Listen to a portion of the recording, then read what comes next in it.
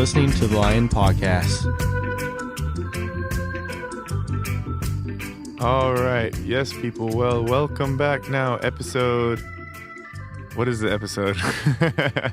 16. Episode 16. It's already starting It's off episode to 16, really yeah. good.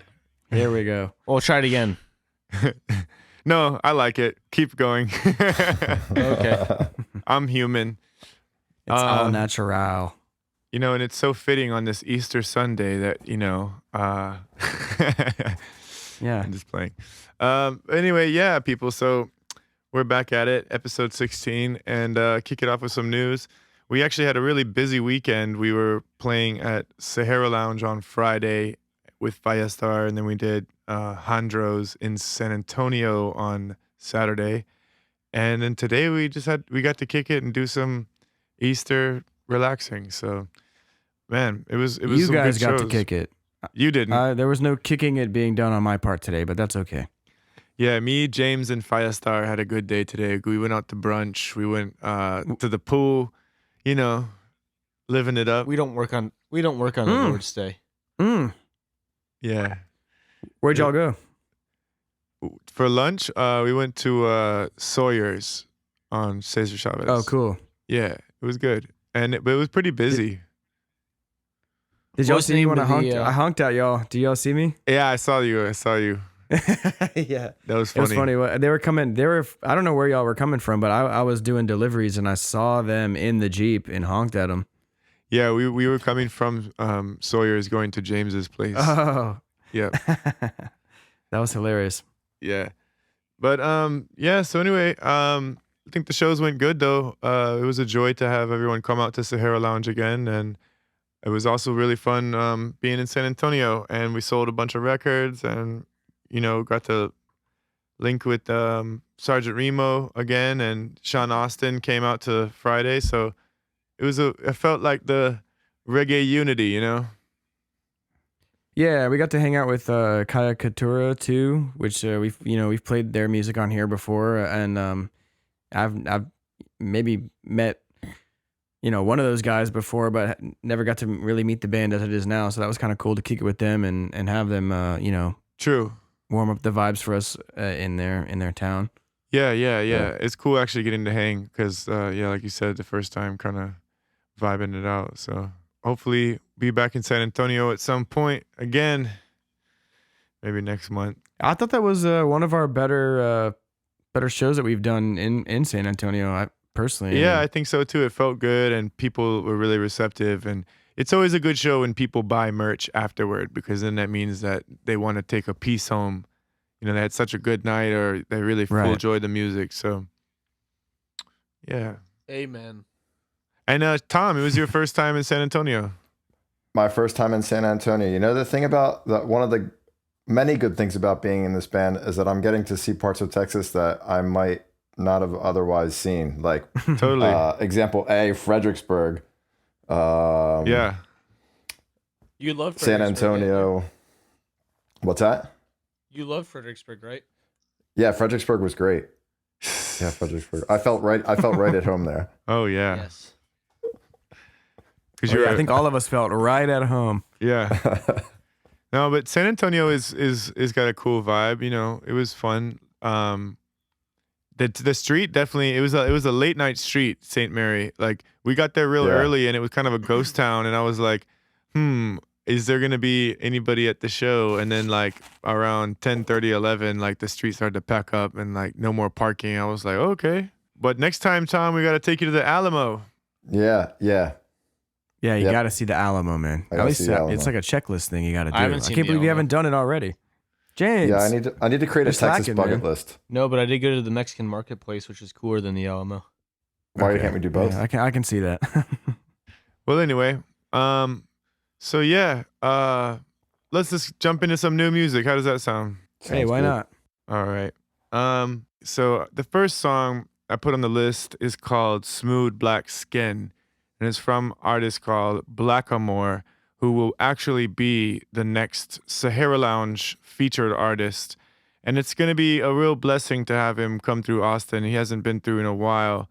And maybe one of our, bigger acts to come through. So I really, really want to stress to everybody, don't miss this show. It's going to be really nice. May 7th, I believe.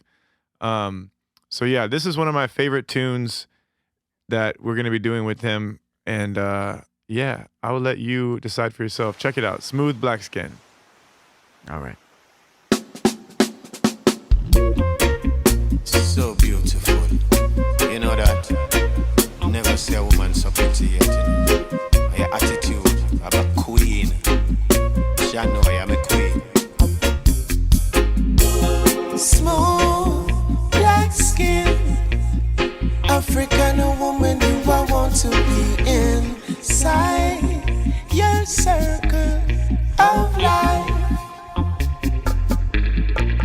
Smooth black skin, African woman, you I want to be inside your heart. You hear me, woman? Smooth black skin, African woman, you I want to be inside your circle of life. Take it from the genesis, right from the beginning. I first saw you stepping in, you caught my eye. You boost my adrenaline, chock full of melanin. You walk the way you talk, so strong yet feminine. Baby, you make me high. I'm reading off your vibes, your energy. I feel like I can fly. Girlfriend, when you're close to me, it is what love's supposed to be. So hot, hit the spot, we spark when you're holding me tight. Love in the dark of night. Smooth black skin, African woman, you I want to be inside your circle of life. Smooth black skin, African woman, you I want to be inside. Yeah, big tune. What do y'all think about that one? I like that one, man. It's like the title says, it's smooth. Oh yeah, very Great nice. bass line. Yeah, and Tom, you said that you heard a Lutan Fire song with that rhythm. Yeah, I heard Luton Fire on that live in San Francisco. Okay, That was the first time I heard that rhythm, and it was. I mean, I the first time I heard it, I liked it so much, I immediately took out my phone and started to film it. Yeah, So I was I've like, never damn, heard this is hitting hard. this. Yeah, I've never heard this So you rhythm. heard that? You heard that before this version, then? Yeah, Oh, okay. Yeah, this is the first time I've heard this rhythm as well, Dane. Yeah, it's cool though. I like it. I just love the bass line. Like, it's kind of weird, but it really grooves in a good way. So it does. yeah, people, Blackamore, don't sleep on this artist. He's dope, and he's gonna be in Austin May 7th. So well, let's move on to the next and song. then after that, we're gonna be backing him at Tico Time too, the Tico Time Festival. True, very true. Yeah, Yep. Aztec. What?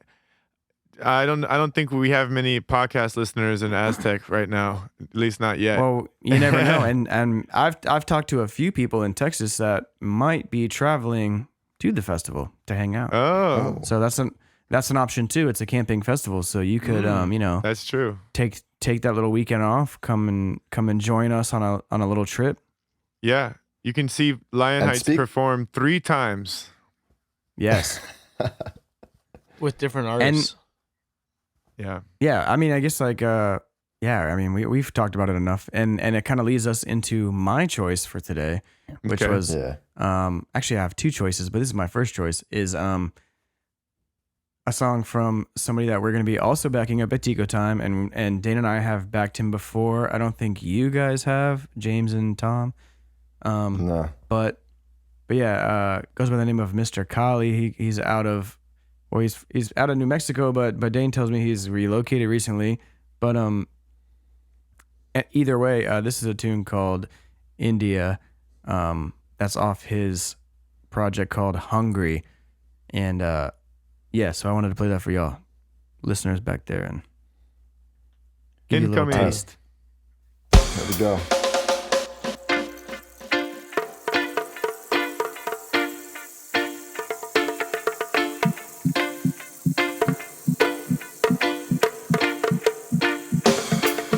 they say India, them say Indica.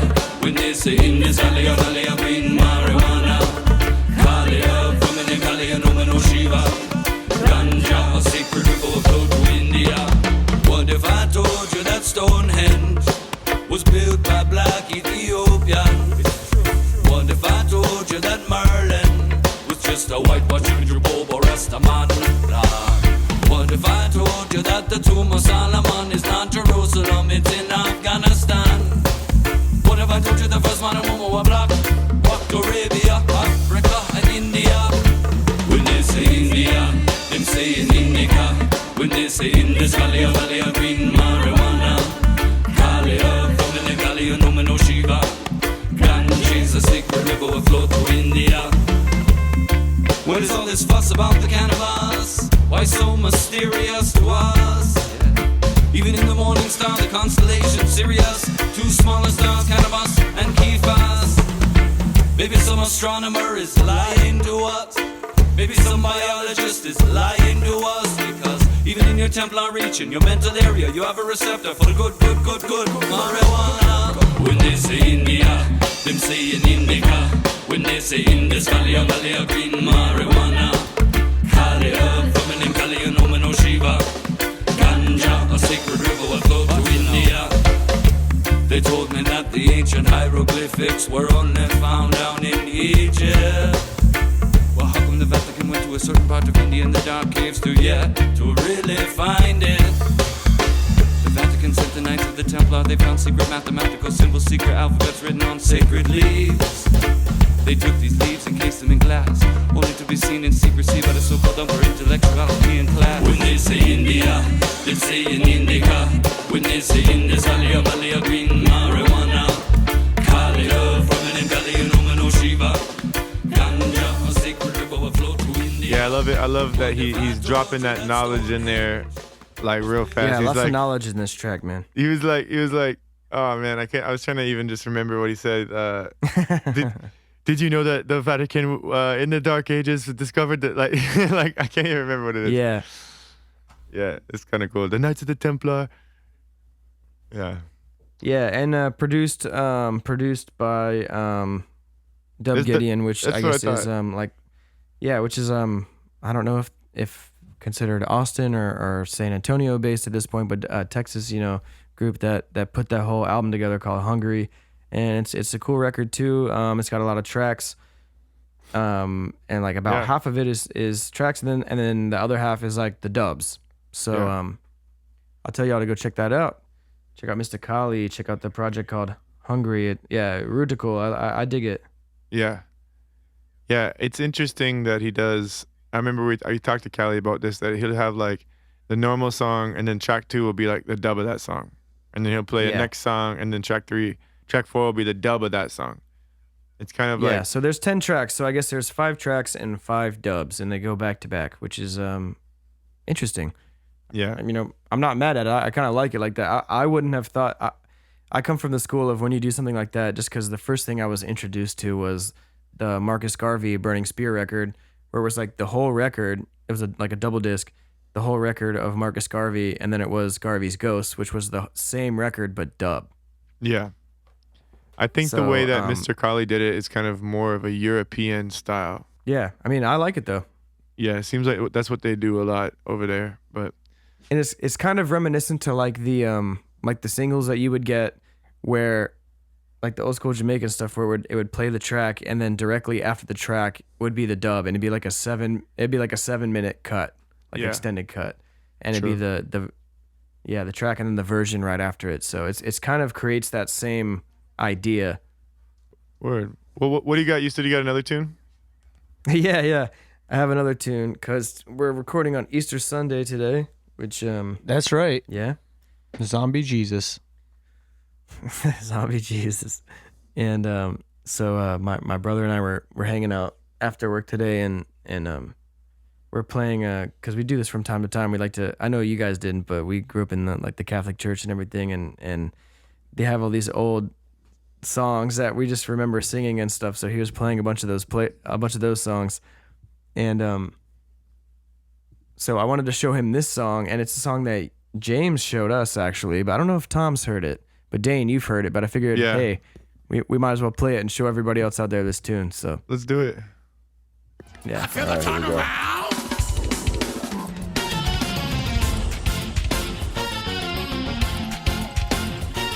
This one's for Tom. Celebrate. Good Lord. Come on, clap your hands like this.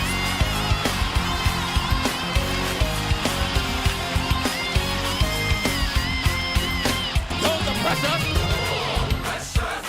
They may Hallelujah. say, though I try. These trials haven't come too much to bear. Because I call Jesus, he hears and answers prayers. What the devil meant for evil, God, turn it around. Now turn around.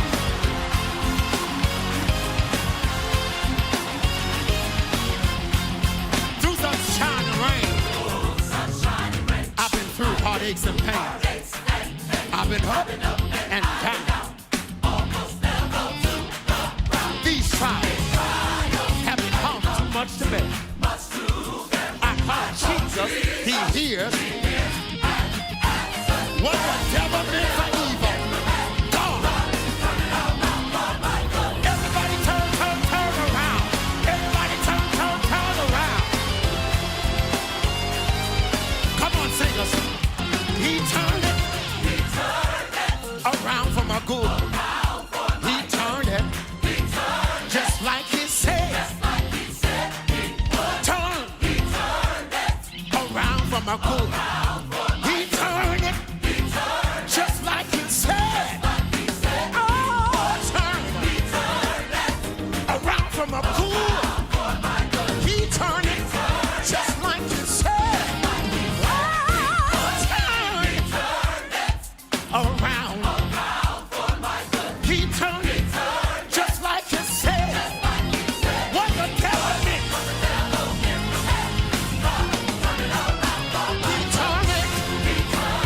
He turned it. My situation. All right. Yeah. Yeah, Tom, what'd you think? Does the second part of the song, do they open up? Like, is there Like in what way? is there a breakdown during that second half? They're When you have like these extended call and response yeah. things between the choir and the. I mean, they change their textures from time to time, but the song's pretty much more or less like what we heard. They go to those different dynamics during like the chorus and to the verses and stuff. Nice. Yeah, that's going Yeah. on my gospel playlist Yeah, dude, put that on Yeah. there. as we speak. James introduced this song to us, funny enough, because he's not even listening to it. But yeah, I just thought it was cool. Like when we were talking about like the churches, like compared to the churches that I grew up in, compared to like being at this church, like this would be rad. I would be there. Yeah. Every week. I wish I went to that Yeah. church. The music Hallelujah. is so good, man. Yeah. The guitar, dude. The guitar. I love that guitar work and the weird modulations and all that stuff is awesome. I would be going to church all the time if my church band was like that. I'd be wanting to be in the band. Yeah. I couldn't hang in the band probably. It's not too late, Dane. I don't know. I kind of got my own thing going at this point. You can never, you can always make time for Christ. You know what, James? You're right. You know, I think I'm gonna quit the band and dedicate my life to the church. I'm quitting too. I Yeah. am going to become a priest. I'm And gonna you start can my own work for church. me.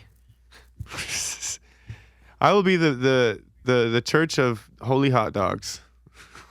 Holy hot dogs. The holy That's water would be James. good. Because James Hot dogs. is trying to tell me that he wants to open a New York style hot dog cart to go to sell hot dogs in Zilker Park. Ooh. James, you know what? If you include like veggie dogs in there, I bet you would make a killing, man. Just rolling that cart around the park. Yeah, I think it's a good idea.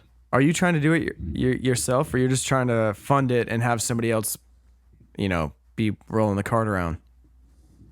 I think I would do it for a while, and then I'd be like, "All right, I'll pay you $10 an hour. Sell hot dogs." James, I'll do it. I'll do it for 15. You're too expensive. I'll do it for 12. Man, this is But but if you 15 do is the $10, federal. 15 is going to be the federally mandated minimum wage. James. Yeah, I mean, about this to is only say. right. yeah, Yeah. but not for me. You're contracted. okay. You're not an employer. You're going to be a contractor. I'm contracting you to run the hot dog stand. I'm not employing you. you get paid off commissions. Exactly. For every hot dog you sell, you get like paid per 25 dog. cents. 10% 25 per cents? dog. Yeah, if a hot dog count is $2, 25 cents a big deal. You know, How much are you gonna sell the dogs for? $2. $2 for your standard dog. Is that gonna cover your costs? No, he hasn't done any of that business work yet. Exactly.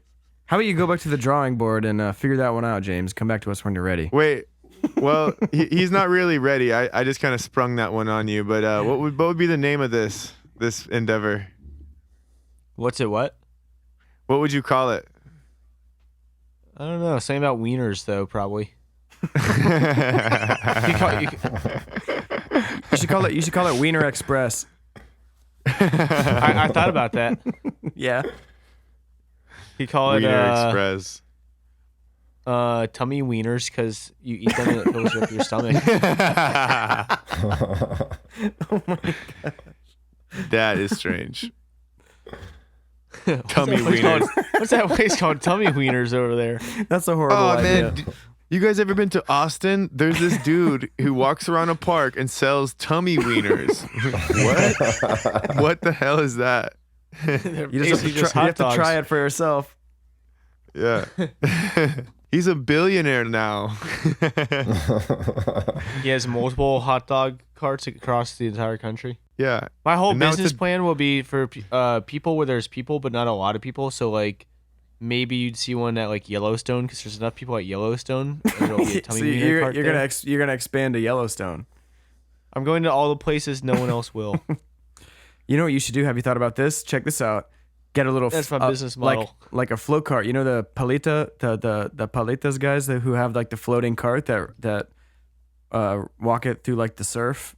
Yeah. You should do that. But like you could do it in Barton Springs and just have like a little raft and you have like the hot dog thing on there and everything. And for people who are chilling in the water, you can. Yeah, exactly. Yeah, they don't even have to get out.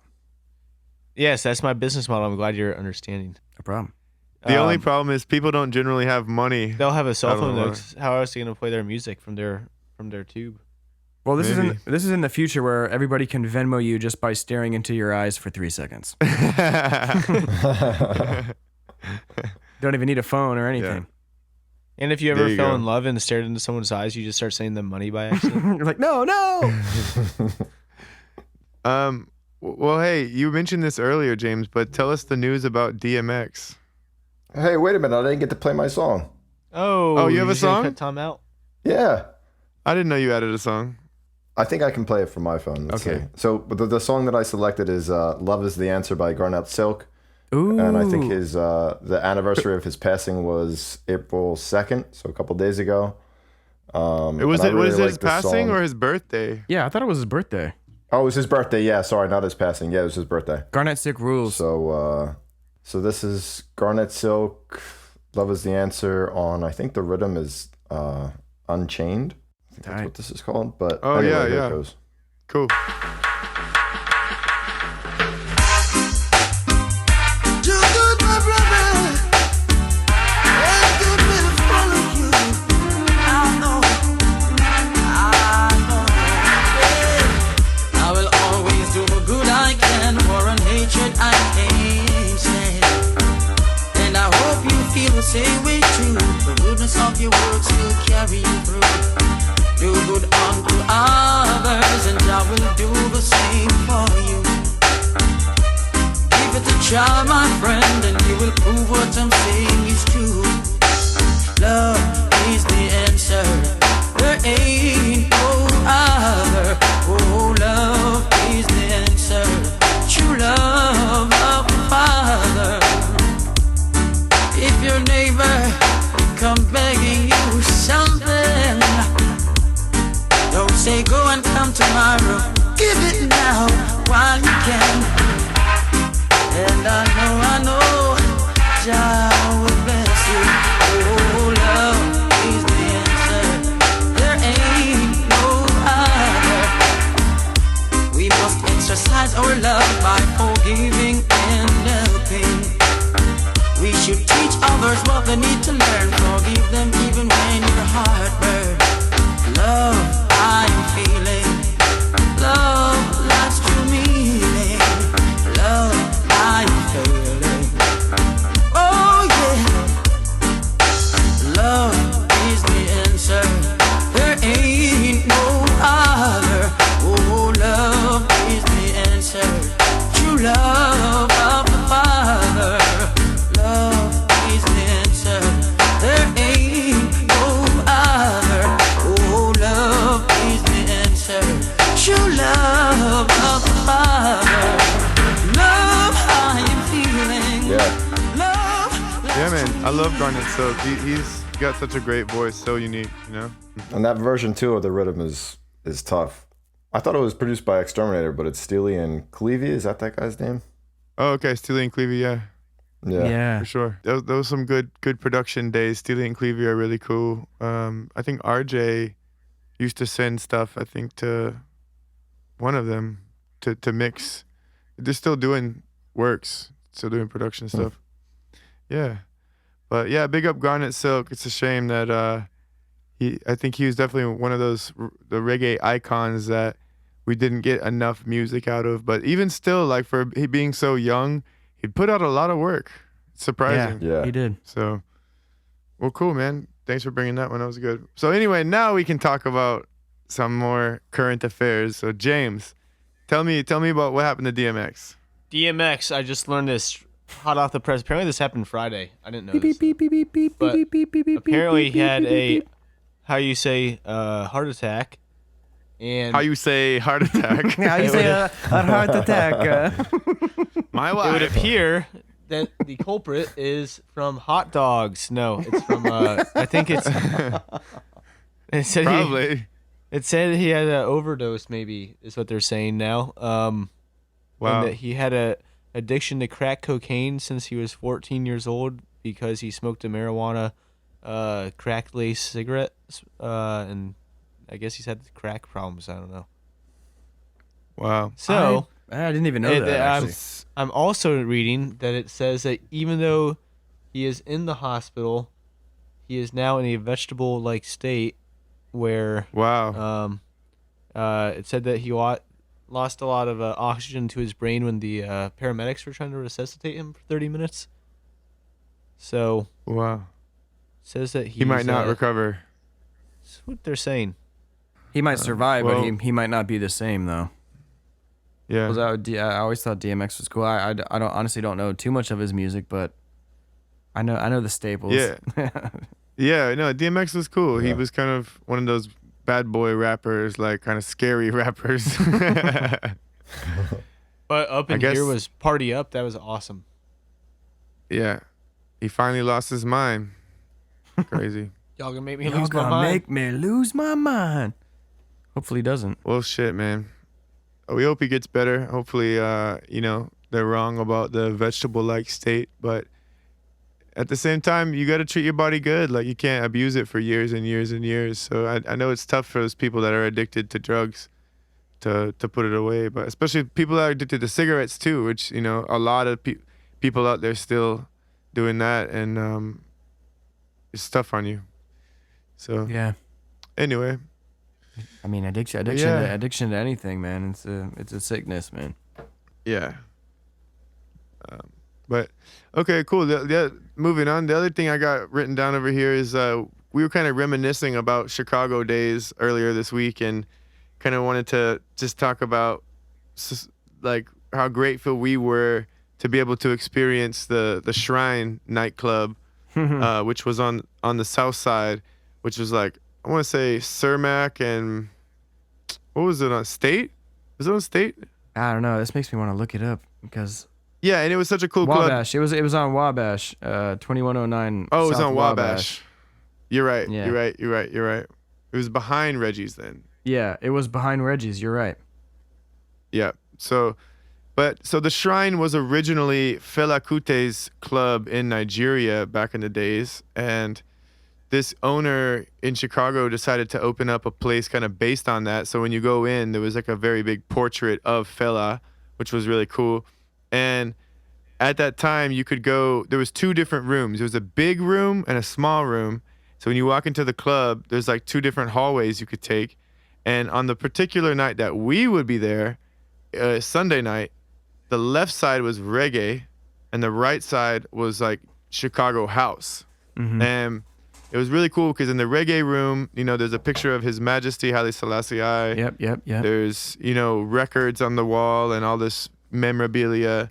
And then on the other side, it was just like more nightclub. Like they had big speakers, and it was very cool. And that's kind of where we got our first dose of Chicago house music and kind of got to really see what the real culture was like, Do you guys have any, you have any favorite times, like a favorite story you'd want to share? Sorry, Tom, you weren't there, but we're telling you about it too. I mean, there was a lot of cool times that we had there, and we were, like you said, we were playing on the reggae side on Sundays, and we backed up Rasta Kelly, who's still making music out there, and we had the opportunity to back Don Penn, who did No, no, no, you don't love me, yes I know now. That song, and that was cool because that was just one of our first experiences backing an artist. An artist, yeah, or a big artist. And then the other side was cool too, like on those Sunday nights you paid one fee to get in or something, and then you could kind of wander in between as you pleased. And I remember at one point we had like membership cards, or like we had these special cards that got us in if we didn't have to pay. Remember that? Yeah. And it was kind of like I don't even know. the times that I was over there, it was like a lot of grown folks kind of thing, where it was like this smooth house going on, but the lights were real low, and they had like blue and purple and green lights, and there was like maybe fog and stuff. It was just really like vibey in there. It was cool. It was kind of grown folks. Like I felt like we were young to be in that place. Like there weren't really any scallywags in there. No, and people were dressing up, like looking cool. Yeah. And like we kind of were intimidated by that, and we were like, all right, let's dress up to play our shows. And like looking back, it just looks like we're wearing like our like school recital clothes or like our church clothes. Like we don't look cool at all. I call them communion clothes. Yeah, it looks lame as hell. If you look on the Instagram and put in the Shrine Chicago, there's about 2,500 photos that you can still look at from their events and whatnot. Oh, cool. Yeah. You can get an idea of what's going on. Yeah, I remember we play the after party? Exactly. For the Fela musical, when it was hitting I guess it was off Broadway, and it was touring through Chicago. We played the after party. I think it might have actually been the rap party. Like I think it was their last night in town for the tour, and they had the party at the Shrine afterwards, and we got to be there and play some music to open things up, and they had the whole cast there. They had the whole touring cast. Yeah. That was really cool. And then the side where the house music normally was, the bigger side, like the concert stage side, I remember we saw Barrington Levy there. Yeah. And we got to see That was a good concert. Barris Hammond there. Yep. I remember seeing that. And KRS-One. I didn't get to see those ones, but I remember those two the most. Like a lot of Michael hip-hop, Rose. and Michael Rose was there. Kaimani Marley would come through. It was very Afrocentric and had a lot of reggae acts and hip hop acts, and man, it was just such a really great venue. It's really sad that it couldn't sustain itself, I guess. For whatever reason, it closed down, and we don't know. We'd already left, but I wish that we had a spot like that here in Austin that like was really holding down the culture and holding down like a place with class, like still playing the music I like, but like classy, Yeah. So anyway, somebody, I'm putting that seed into the universe. Somebody in Texas, go in and open us up a cool club like that, a classy vibes club. But anyway, yeah, Shrine was where we played some of our best shows. But moving on to the next topic, where and what happened when we played some of our worst shows. So I wanted to see if you guys can remember or could recall what was your worst show. Are we talking about as Lion Heights? I think it could be anything. I mean, it'd be kind of funny to know what it is for Lion Heights, but if you got a good story of another band. I was gonna say let's try to think if we can keep it within Lion Heights, so we all know like kind of what we're talking about. And we're keeping Tom out of this one too, because he's the newest one to the group now. Yeah, so. but Tom, you could share a worst show that you've played. Yeah. Tom could have a worse show. For sure. I haven't played a worse show with. I haven't played any bad shows with y'all. Like shows that I would look back just on whenever. and be like, man, that show sucked really bad. Yeah, okay, The so pool, whatever. the pool we did, that sucked. I mean, that kind of sucked, but I wouldn't consider that among my top like 3 worst shows of all time. The only thing that was bad is that we just but played it didn't to suck that bad. ourselves. Because there's just different measurements of it too. Like it could be like, maybe we played a great show, but nobody was there. You could consider that the worst. Yeah. Or maybe like we did terribly and we just off our game and there were people there and then it was like, oh, that was the worst. Yeah, So I guess it just depends. Like it's a subjective thing for sure. True. So who's got a nice little story to tell? I can start. All right. Go ahead, man. Go ahead. This happened with my band that I play with back in Philly, the Ragamuffins. And just a little bit of background, we usually play gigs kind of nonstop throughout the summer in these beach towns along the New Jersey coast. And we had a steady gig at this one place, and the owners and managers were assholes. And this particular day, there was a massive rainstorm that swept through the Philadelphia area and just flooded all of the streets. So my other band members, I was fortunate enough to get on the right side of the bridge, get into New Jersey before it got really bad. Yeah. But the other members got stuck in Philly, so they got to the show late. And of course the owners and the managers were giving me a hard time. I was like the only representative of the band there, and eventually they got down there in an hour after we were supposed to start. And Oh my. we have this kind of like, at that time we had assembled like 4 or 5 subs because this particular place wanted us to bring a larger sound system than we had. So we set up, it was like a tower of subs essentially. And we set this thing up, we started late, there was just like, when you start late and you feel rushed, there's this tension in the air. Nobody can really play loosely, and it's just a bad time. It ruins everything. It kills the vibe. And to make matters worse, so after these storms swept through, sometimes this happens, you get a lot of wind on the back end of the front. And this was happening at this gig. The gig was on the bay. And the wind was so strong. And we were playing to like, I guess you could go like upper class white folks. Everybody was sitting down, eating dinner out on the bay on this deck. And this like gale gust rolled through and blew over the speaker tower. Oh my God. That we had. No. Like this tower of subs. So, and it made this just like this horrendous noise. And then 2 of the subs broke as a result of taking this fall. And Damn. it was just a disaster. All around it was a disaster. Damn. So that show sucked. That was the worst show by far I've ever played in my life on so many different levels. Like logistically, musically, everything was just bad. Yeah. Yeah.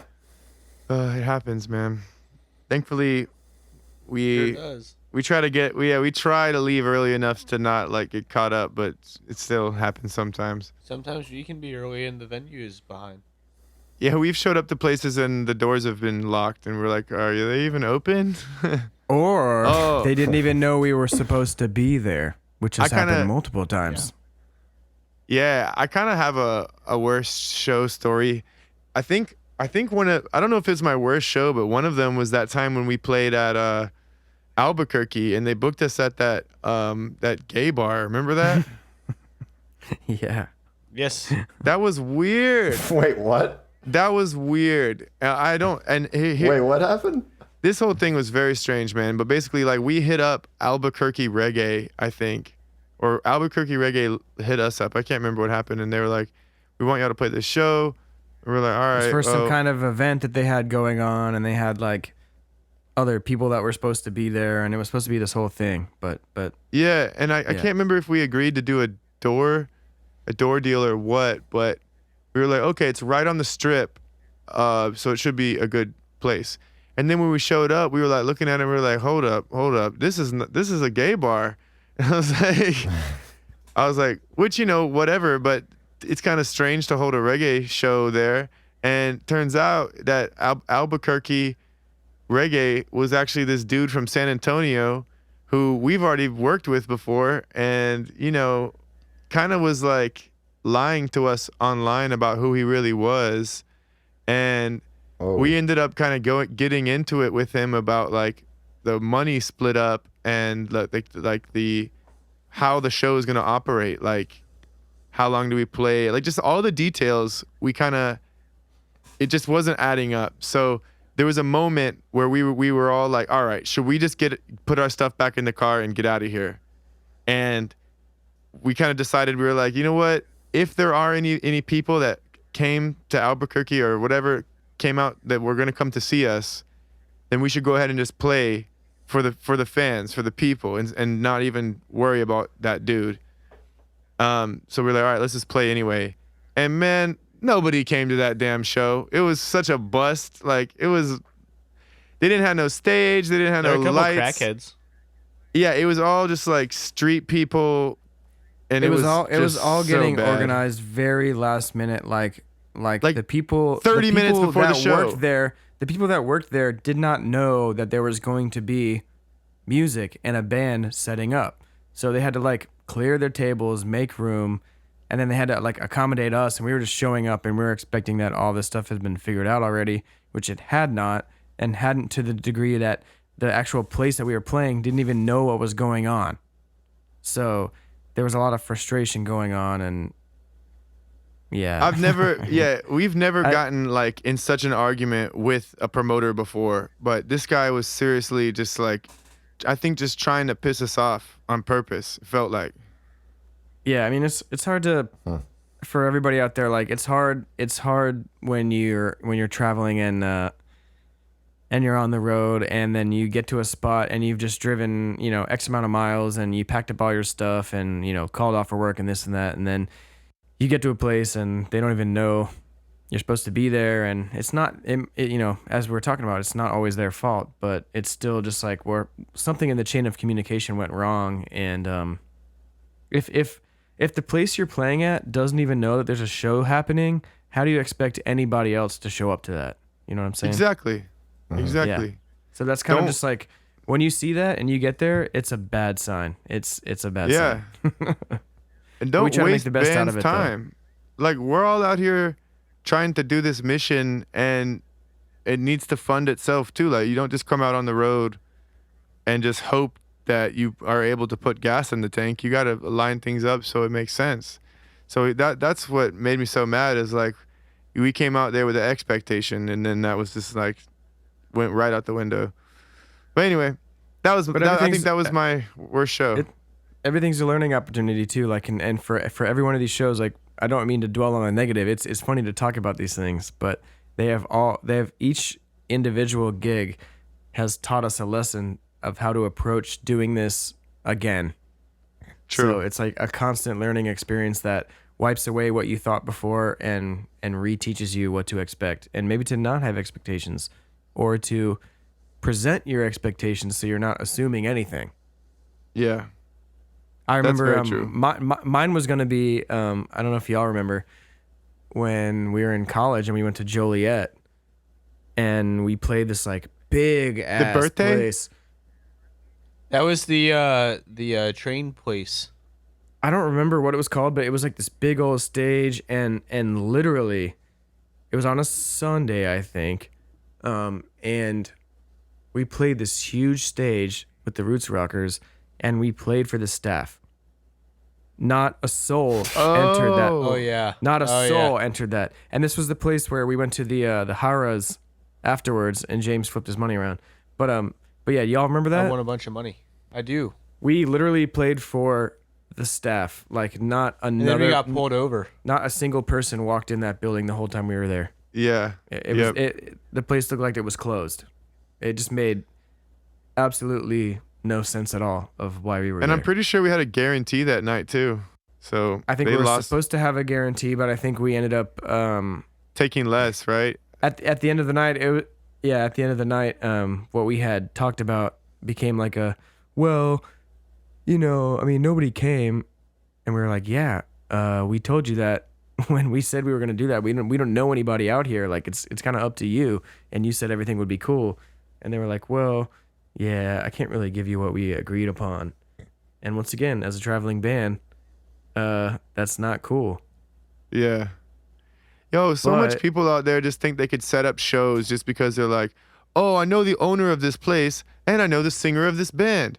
I'm gonna Yeah. put it together. And We it's should like, do a show. Yeah. yeah, it's like people who want to start up, make all these startups without actually testing the market and see like, does anybody actually want my dumb invention? Yeah. So, whatever, they don't understand promotion, and I guess also at that time we were like in college, so we didn't really understand what was happening either. But we, Sure. enough to get upset about, going back on the deal and stuff. I think we even stopped working with that guy for a long time. Yeah, we did. True. So, and that was, but I remember my first time going to casino that night and losing Yeah, all my mine too. gig money. Yeah, I think we I made all my money. I think I'm we pretty all, sure we made $20 a person. Yeah, that's what I was gonna say. $20. And James, what happened to your $20? I spent a nickel, and I made like $80. Yeah.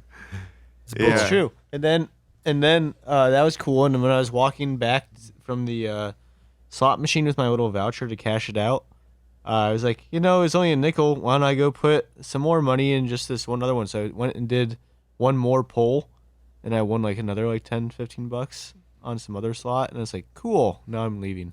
But it was good. Yeah. It was a good night for James. And then we got pulled over, didn't we? Yeah. Yep. Because I clearly It was a looked good like night. I didn't belong there with my Texas license plate.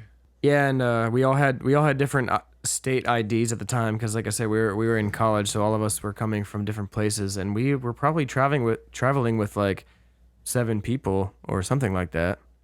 I don't remember everybody going to the casino. We had 2 cars, I think. But anyway, yo, James, you remember your worst show? Yes. I actually had a lot of fun at my worst show, though. Is it the Rasta And I Kelly say- show?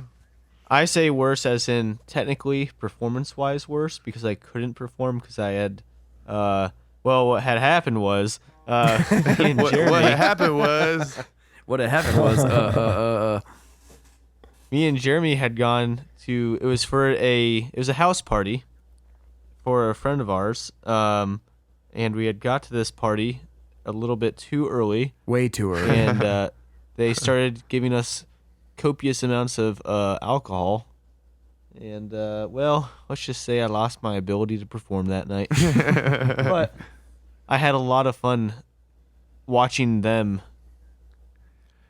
I was watching pretty you guys mad perform. that you did that because I was really relying on you. I think we were playing as a trio too. We like- were. Yeah, We were, and then Rasta Kelly was singing. So we had drums, bass, and guitar, and the singer.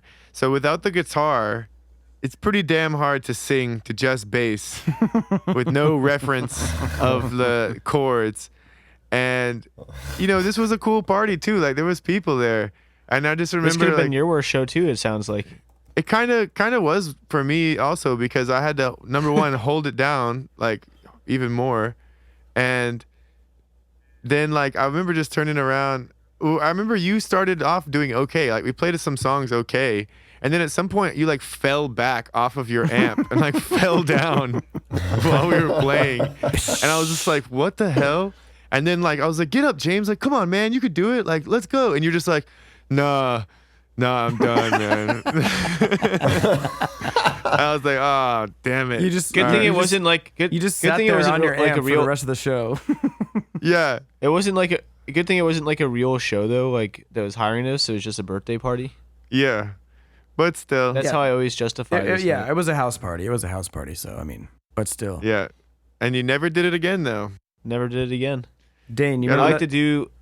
You remember that time Dana and I played this place? Man, I don't remember who we were playing with, but like the keyboard, it was another trio gig with a singer, but like the keyboard player or guitar player didn't show up, so Dana and I played the whole show, drum and bass.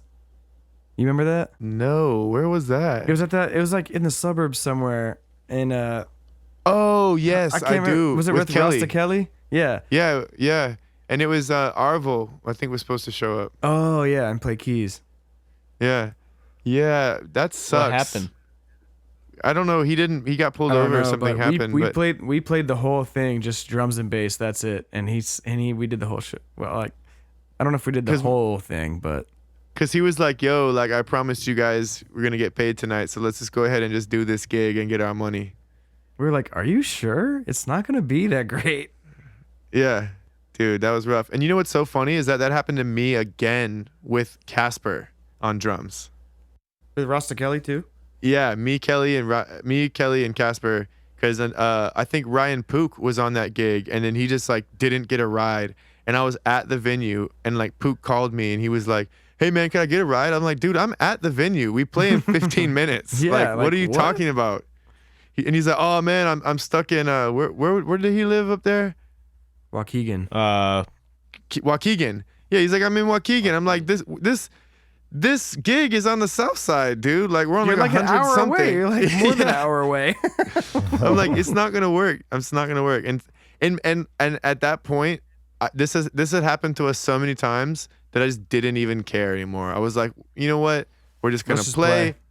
get our money, and go home. It's like whatever. And that's kind of like another reason that, I mean, not a reason in itself, but the music thing in Chicago is so weird like that, and it was just so stressful to organize players and get people that, like, you know, that's kind of another reason why we started Lion Heights, is like we just wanted to have our own unit to be more consistent, Yeah, know? reliable. because it was always a struggle trying to get the right singer, the right drummer to show up on time. And Yeah, I mean that was like Anyway. the like Tom. That was like what we did in Jersey too. Like when it was like about what was it like 30 minutes or 20 minutes like yeah. until we were about to supposed to hit, and you were called the dude and like the lead singer and guitar player and was like, he's like, I'm an hour away. And we're like, what? Yeah, and then he got lost trying to find the place. And Jeremy ended up filling in. You must have sang 6 or 7 songs before our actual singer got there. wow. And you killed it. I mean, Oh, thanks, man. you held it down like really well. Yeah, we were at this country club, and it was like for an event, so we couldn't really wait around. We kind of just had to roll with what we had. It was interesting for sure. I hate that feeling where you're like, yo, where's my, because the same thing for me and my band coming up, Brains for Dinner. Like, we're always like, where's the singer? Where's the singer? Showing up like 2 songs into the set or something. Yeah. Like, I can't take that on my heart. You guys, it's causing me gray hair. Yeah, for real, for real. Yeah, for real, man. I want to be like early with our show. Like, that's what I loved about Saturday. We showed up early, did our little sound check, comfortable, got to hang out. You know what I'm saying? See San Antonio a little bit. That's what I'm about. Yeah, it's So- way better. But anyway, well, I'm sure we'll think of other worst shows as soon as we're done with the podcast, because that's what always happens. But Yeah, and you know what? There's a possibility that the worst is yet to come. Like, you know, maybe we haven't even done our, we might not have even played our worst show yet. That's oh true. man. We got that May run. Let's see what that Oh means. no. Oh no! It's not gonna be during that. No, Yeah. I take that back. I don't want to manifest that. I take Thanks, that back. Tom. Yeah, but thankfully, I think with you, Tom, Yeah. we're sounding real tight, and like Yeah. we finally have a consistent thing going. Because as you all know, we've had a billion drummers, so it's nice to really lock it in and try to get tight. So give thanks for that. Yeah. Yeah. All right, people. Well, I think we're here at the end of episode 16, and yeah, it was so great. It was the best. Wonderful. Fantastic. It was huge. Best podcast. Make sure to go and check us out on Instagram at Lion Heights. Find us on Facebook. Follow us on all that good stuff. Dane's controlling the Twitter right now, apparently, which I just found out. So Yeah. follow us on Twitter. Oh. I barely, You know what? I don't know what I'm doing. We got our records out. Same situation. Vinyl is in our store, on our online store. You can visit www.lionheights.com. And Yeah. you can grab the vinyl. You can grab an Elevate sweatshirt. You know, we got other stuff on there. We got some hats. Yeah, and Our I want to music, so- say thanks to everyone that came to the shows, and big up Kaya Katora for showing us so much love, and they bought a bunch of our merch too. So I really want to say thank you for that. Hey, yeah, thank you. Yeah. But anyway, people, go on the website, check it out. We have a bunch of cool stuff for you, and we will see you next time. Amen. Take it easy. Or hear you, or you will hear us. We'll hear each other. You'll hear from us. You'll hear from us. Bye.